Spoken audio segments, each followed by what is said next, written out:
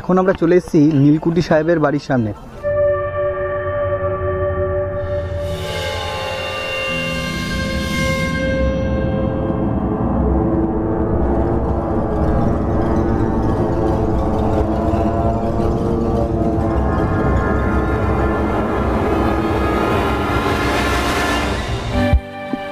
যখন যেমন মনে করি তাই হতে পাই যদি, আমি তবে একখানি হই ইচ্ছামতি নদী। রইবে আমার দক্ষিণ ধারে সূর্য ওঠার পার, বাঁয়ের ধারে সন্ধেবেলায় নামবে অন্ধকার। আমি কইব মনের কথা দুই পারেরই সাথে।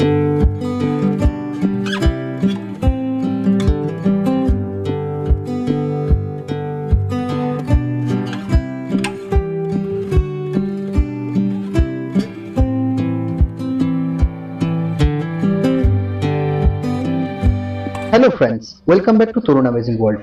আজকে আমরা একটা নতুন ভিডিও নিয়ে চলে এসেছি। আজকে আমরা একটা নতুন ডেস্টিনেশনের উদ্দেশ্যে বেরিয়ে পড়েছি। আজকে আমাদের ভিডিওর ডেস্টিনেশন হচ্ছে বিভূতিভূষণ অভয়ারণ্য বা পারমদন ফরেস্ট। এটি আমাদের এই সিরিজের দ্বিতীয় ভিডিও। এই ভিডিওতে আমরা তোমাদেরকে তুলে ধরবো নীল সাহেবের কুঠি এবং এর পাশাপাশি ইছামতি নদীর ওপরে যে বোটিং হয় সেটা সম্পূর্ণটাই তুলে ধরবো, এবং তার সাথেও থাকবে মঙ্গলগঞ্জের কিছু তথ্য। তো ভিডিওটাতে জুড়ে থাকো, আশা করি নতুন এবং এক্সাইটিং কিছু তথ্য তোমাদেরকে তুলে ধরতে পারবো। পারমদন ফরেস্টটা দেখে আমরা আবার সেই বাঁশের সাঁকো দিয়ে পার হয়ে চলেছি এবং ইছামতি নদীর ওপর থেকে কিন্তু আমরা চলেছি। ইছামতি নদীর ওপারেই ঠিক রয়েছে মঙ্গলগঞ্জ ক্যাম্প এবং তার সাথে রয়েছে নীল সাহেবের কুঠি, এবং ইছামতি নদীর ওপরেই বোটিং হওয়ার যে জায়গা সম্পূর্ণটাই থাকবে এই ভিডিওতে।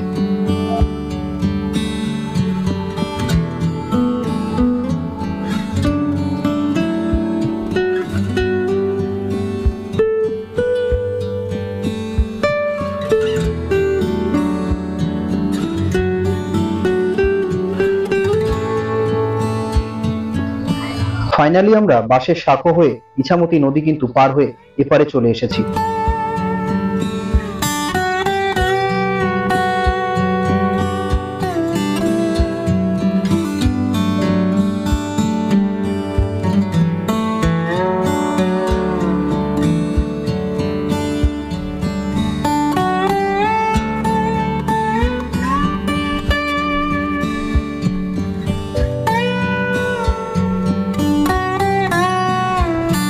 গ্রামের মধ্যে দিয়ে, সবুজের মধ্যে দিয়ে কিন্তু আমরা চলেছি। এলোমেলো রাস্তা, চারিদিকে বেশ কিছু কিছু জায়গায় রাস্তা খুবই ভালো, কিছু কিছু জায়গায় রাস্তা কিন্তু খুবই খারাপ। তোমাদেরকে খুবই সাবধানে কিন্তু ড্রাইভ করতে হবে। এখন আমরা বেশ ভালো রাস্তা দিয়ে যাচ্ছি এবং সামনেই আমরা দেখতে পাচ্ছি এই যে রাস্তাটি রয়েছে এটা কিন্তু অতটাও ভালো না। তো খুব সাবধানে ড্রাইভ করতে হবে এবং খুব বুঝে চালাতে হবে।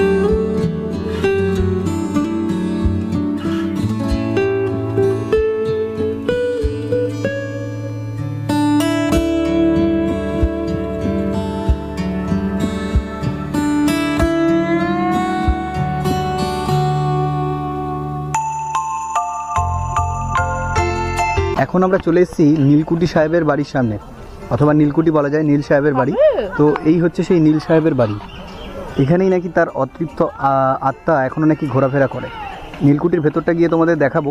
এখন আমরা এই সামনেই ইছামতি নদীর পাড়ে এখানে বোটিংয়ের ব্যাপারটা রয়েছে। এখান থেকে নৌকা করে ইছামতি নদীটা একটু এদিক ওদিক ঘোরা যায়। তো আমরা সেই উদ্দেশ্যেই যাচ্ছি, বোটিংয়ে যাব। সঙ্গে থাকো, তোমাদেরকে ভালো কিছু দেখাতে পারবো। এখানে বোটিং এর ক্ষেত্রে কিছু কথা না উল্লেখ করলেই নয়। এখানে বোটিং এর কিন্তু দেখো দু ধরনের বোট রয়েছে। একটা নর্মাল নৌকা দেখতে পাচ্ছ, আর একটা এই ধরনের সাজানো একটা নৌকা। আমরা এই নৌকাটিই নিলাম, যে নৌকাতে আমাদের পার হেড 50 রুপিস করে নিল। ওই বোটেও কিন্তু একই রকমই ভাড়া, বাট অনেক লোক থাকলে কিন্তু ভাড়াটা সেপারেট হয়।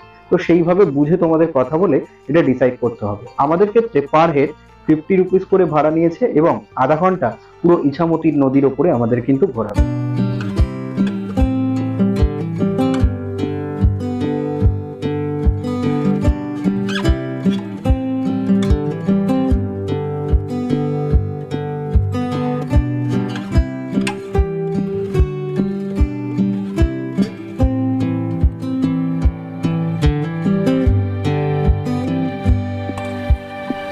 যখন যেমন মনে করি তাই হতে পাই যদি, আমি তবে একখানি হই ইচ্ছামতি নদী। রইবে আমার দক্ষিণ ধারে সূর্য ওঠার পার, বাঁয়ের ধারে সন্ধেবেলায় নামবে অন্ধকার। আমি কইব মনের কথা দুই পারেরই সাথে, আধেক কথা দিনের বেলায় আধেক কথা রাতে। যখন ঘুরে ঘুরে বেড়াই আপন গায়ের ঘাটে, ঠিক তখনই গান গেয়ে যায় দূরের মাঠে মাঠে। গায়ের মানুষ চিনি যারা নাইতে আসে জলে, গরু মহিষ নিয়ে যারা সাঁতরে ওপার চলে। দূরের মানুষ যারা তাদের নূতনতর বেশ, নাম জানিনে গ্রাম জানিনে অদ্ভুতের এক শেষ। জলের উপর ঝলমল টুকরো আলোর রাশি, ঢেউয়ে ঢেউয়ে পুরীর নাচন, হাততালি আর হাসি। নিচের তলায় তলিয়ে যেথায় গেছে ঘাটের ধাপ, সেইখানেতেই কারা সবাই রয়েছে চুপচাপ। কোণে কোণে আপন মনে করছে তারা কি কে, আমারই ভয় করবে কেমন তাকাতে সেই দিকে। গায়ের লোকে চিনবে আমায় কেবল একটুখানি, বাকি কোথায় হারিয়ে যাবে আমি সে কি জানি। এক ধারেতে মাঠে ঘাটে সবুজ বরণ শুধু, আরেক ধারে বালুর চরে রৌদ্র করে ধুধু। দিনের বেলায় যাওয়া আসা, রাত্রিরে থমথম, ডাঙার পানে চেয়ে চেয়ে করবে গা ছমছম।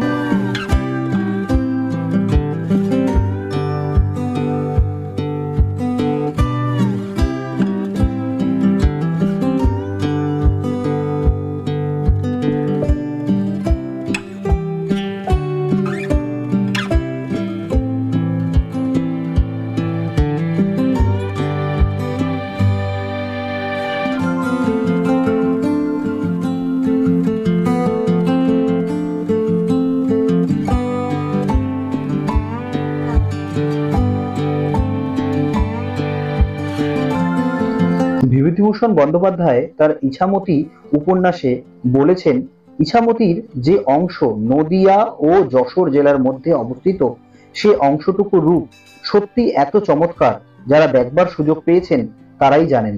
কিন্তু তারাই সবচেয়ে ভালো করে উপলব্ধি করবেন যারা অনেকদিন ধরে বাস করছেন এই অঞ্চলে। ভগবানের একটি অপূর্ব শিল্প এর দুই তীর, বনবনানীতে সবুজ, পক্ষী কাকলিতে মুখর এই দুই তীরবর্তী অঞ্চল। পুরো ইছামতি নদীটা তোমাদেরকে ঘুরে দেখালাম, আমাদের বোটিং এখানেই শেষ হচ্ছে। এরপর আমরা তোমাদেরকে ঘুরে দেখাবো নীলকুঠি বা নীল সাহেবের বাড়ি।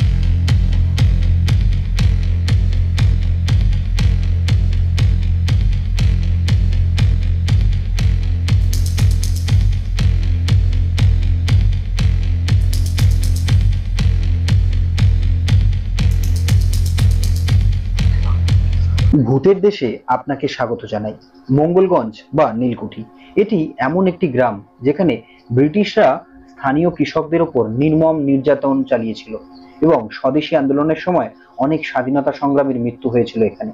মঙ্গলগঞ্জ হলো মহারাজা মঙ্গলচন্দ্রের নামে নামকরণ করা একটি ছোট গ্রাম। কয়েক বছরের মধ্যেই মঙ্গলগঞ্জ ভ্রমণ প্রেমীদের জন্য নিজের জন্য একটি নাম তৈরি করেছে, বিশেষ করে নীলকুঠি, যা ইছামতি নদীর তীরে অবস্থিত। অবশ্যই মঙ্গলগঞ্জে নামার পরে আপনার ভয়ঙ্কর অনুভূতি হবে। এই গ্রামটি বাংলার সবচেয়ে বড় জোনাকি পোকামাকড়ের পরিযায়ী অঞ্চল হিসেবেও কিন্তু পরিচিত। রাতগুলি যদি ভয়ঙ্কর হয়, তবে মঙ্গলগঞ্জে সকালগুলি হবে মজাদার। বিকেলে নীলকুঠি বেশ স্বাভাবিক ছিল। কুঠির পাশেই একটি স্কুল এবং 2-3টি খাবারের দোকান ছিল। বিশাল বাংলোটি এখন ধ্বংসস্তূপে পরিণত হয়েছে। নীলকুঠি কিছু ভয়াবহ মৃত্যুর সাক্ষী। কথিত আছে যে এখানে অনেক নারীকে জমিদার এবং ইস্ট ইন্ডিয়া কোম্পানির ইংরেজ অফিসাররা শোষণ, নির্যাতন এবং হত্যা করেছিল। অবশেষে একজন বিপ্লবী কৃষক একজন ব্রিটিশ অফিসারের মাথা কেটে ফেলেন। এই কারণে এই বাংলোটিকে কাটা সাহেবের কুঠি বলা হয়।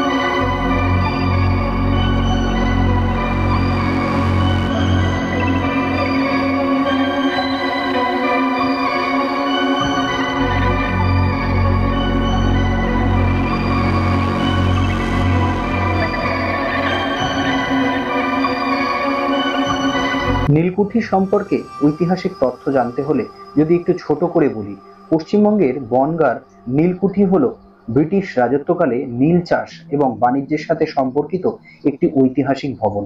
এটি একটি নীল কারখানা হিসেবে কাজ করত, যেখানে নীল কারখানা থেকে নীল রঞ্জক পদার্থ সংগ্রহ করে বস্ত্র উৎপাদনে ব্যবহার করা হতো। ভবনটি নিজেই একটি গুরুত্বপূর্ণ ঐতিহাসিক স্থাপনা, যা উপনিবেশিক যুগের স্থাপত্যের বিবরণ প্রদর্শন করে।